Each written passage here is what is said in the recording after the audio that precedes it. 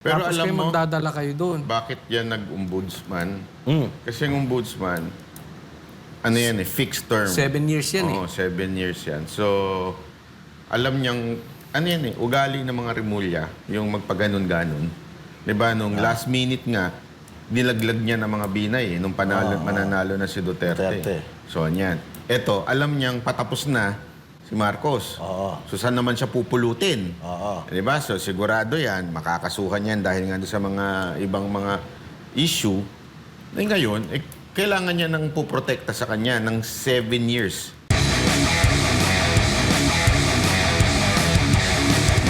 Mahirap patunayan tong war against, yung war on drugs. Kasi even si DOJ Secretary Rimulya na nagsasabi na hindi na nila ipupursu yung war on drugs dito sa Pilipinas. Kesyo wala na daw mga ebidensya. So, paano nilang ipupursu doon kung dito hindi nila kayang It's ipursu? boying. Hindi ko talaga malaman kung anong gustong gawin sa buhay. Kasi sabi nila, libo-libo ang nangamatay sa panahon ni Tatay Digong. Ngayon, wala silang ma-produce. Asan na yung libo-libo? 4 lang ata. 30,000 daw eh. Oo, 4 lang. Tapos susuportahan pa daw na kami magpapadala dyan sa The Hague, susuportahan namin. Hindi nyo nga mga mapauwi yung nasa Israel ng problema at yung mga nasa Iran eh.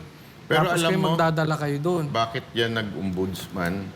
Kasi yung ombudsman, ano yan eh, fixed term. 7 years yan eh. Oo, 7 years yan. So, alam niyang, ano yan eh, ugali ng mga Rimulya, yung magpaganon-ganon. Diba, nung last minute nga, nilaglag niya ng mga binay eh, nung mananalo na si Duterte. So, yan. Eto, alam niyang patapos na si Marcos. So, saan naman siya pupulutin? Diba? So, sigurado yan, makakasuhan yan dahil nga doon sa mga ibang mga issue. Eh, ngayon, kailangan niya ng puprotekta sa kanya ng 7 years. Imagine niyo 3 years pa itong Marcos administration. Tatagal pa ba siya 7 years? ewan ko Yun lang. ang tanong doon. Ewan ko lang, ha? Tapos, another 4 years, at least protected siya bilang Pero ombudsman. meron pang isang side dyan eh. Posibleng protection din ni BBM. Kasi pag exit niya dyan, alam niya marami siya kalukuhang nagawa. So, siyang ombudsman, siyempre, Hindi na, kasi ang kampi-kampihan yan. ombudsman, yung Mga serving sitting lang. Sitting. So, ibig sabihin, pwede nang, hindi na siya doon kakasuhan. Sa tunay na court na siya kakasuhan. Dahil hindi na siya public official. Public official lang kinakasuhan sa ombudsman. So, halimbawa, katulad nung sa kaso ni Herbert Bautista, nakaupo pa siya nung kinasuhan siya sa ombudsman. Oo, noon nakaupo pa siya. Eh kung hindi siya kukuha ng ibang posisyon pa. Si BBM? Oo. Wala na yan. yun. Baka nga lumipad magtago na yun. Magtago sa dami ng kasalanan yan, dami ng mga dinispalko ng mga yan, palagay ko, kasama sa ano nila yung escape plan. Kasama yun sa kanilang plano. Kasi, alam mo yung galawang kay BP Sara, di ba, even si Tatay Digong sinabi sa atin yan, personally. Yung PI na yan, dahil sila magpinsan, gusto magstay. Gusto magstay sa gobyerno. Pero wala na eh. Ano na yun, malabo na yun. Kasi wala na silang monopoly sa dahil Pati ang sa Senado. Ano na, medyo... Pero alam mo, isa pang dyan, kaya siguro papasok sa ombudsman yan. Tandaan nyo, may maraming kaso, pati kapatid niya di ba? Alam ko pati kapatid niya, pati sila Torre, lahat ng involved doon sa nangyari sa KPRRD sa The Hague. So malamang sa malamang, dismiss yan pag yan ang ombudsman. Di ba? I-dismiss na kaagad bago pa, alam mo yung, siguro, I do not know, baka. Hindi, pwede yan. Sinasabi mo kasi katulad yan, merong kinaso si Pangulong Duterte kay Marbil at saka kay sino ba to? Abalos. Yung talunan na Yun na nga.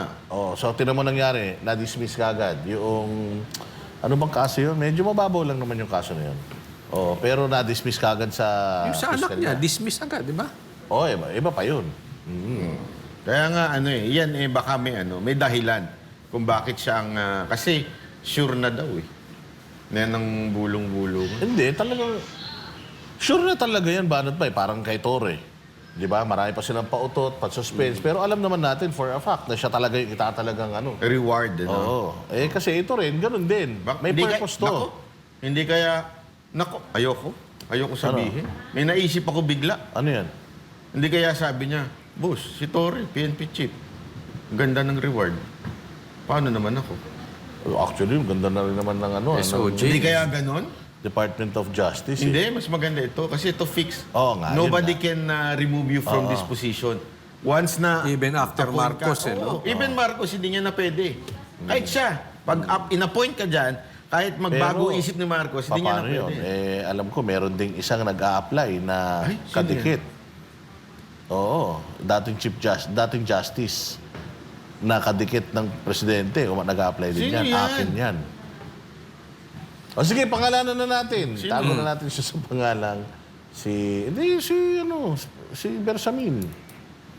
Kopya din talaga? yan. Oo. narinig ko lang na gusto rin niya yung posisyon na yan. Kasi katulad ng sinasabi Actually, mo, gusto yan ng mga oo. ng mga lahat. Isa yan sa goal ng mga tao. Ang dami kong kilala nung panahon ni Perardi gusto maging ombudsman eh.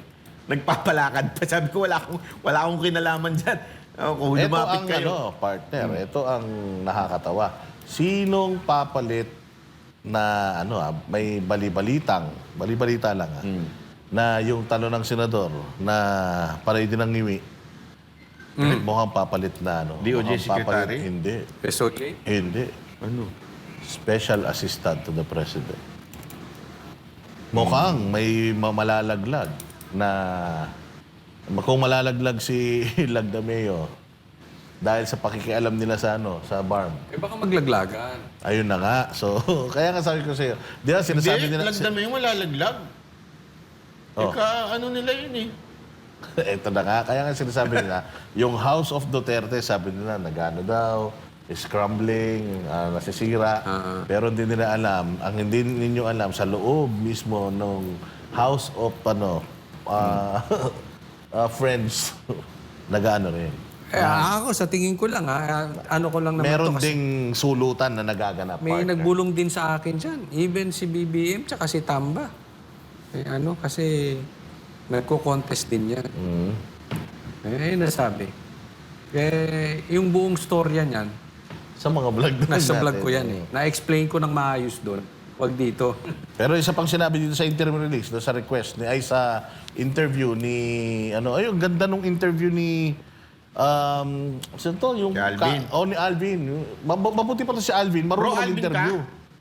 Hindi, ang galing ng interview niya eh. Subukan mo si Hindi, pero si Madam. Ang mag-interview? Ang mag-interview, walang may itatanong na matinuyan dyan. Bobo naman. Bupuls eh. O, tama si Hindi, matalino to si Alvin. si Alvin, kita mo ang gaganda ng mga tanong niya.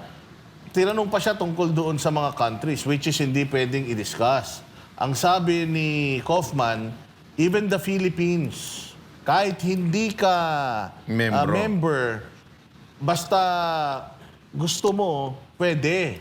So, dito mo malalaman talaga kung itong presidente natin, totoo siya sa kanyang Pero kasundo. sinabi din ni Kaufman na Malabo sa Pilipinas. Kayo nga. Ayaw na. Kayo nga ang Very naman sila sabi. Very vocal naman ng Pero gobyerno alam ng mo, Pilipinas. nakakatakot yun si Kaufman interviewin, Oo, kasi pagka, I don't want to answer that. Taray. May ganun. siya one-liner lang siya At sumagot. saka yung pag hindi niya gustong sagutin, kahit anong kulit mo, hindi ka niya sasagutin. Narinig ko na rin yan, interview ng media, yung kulit ng media, yung paulit-ulit. Hindi niya, pinauulit-ulit din niya na hindi niya sasagutin. Sabi nga niya, may mga nagsasabi sa Latin America, may nagsasabi sa Northern Europe, Belgium daw, pero hindi daw talaga doon. Pero may mga kumakalat na na nireject daw si PRRD dito, nireject si PRRD. Totoo ba yun? Ayun, isa rin yan sa sinagot ni VP Sara. Ang sabi ni VP Sara at saka din ni Kaufman, hindi naman sila nag-apply. So bakit i-reject? Madaming alam to. Marami ring alam tong mainstream media na nagbabalita nito. Ayun nga, parang pinalalabas nga nila na dinecline nito. So hopefully, yung mga countries na posibleng puntahan niya, i-decline din. Kasi may mga may mga rumors na isa yan sa agenda ni Bongbong Marcos na nagpunta ng Japan na harangin yan. Tapos eto nga yung Australia. Inaaral niya sa Japan? Ba't inaaraw sa Japan? Yun nga, harangin yung, kung halimbawa man si Pangulong Duterte ay mapupunta dyan.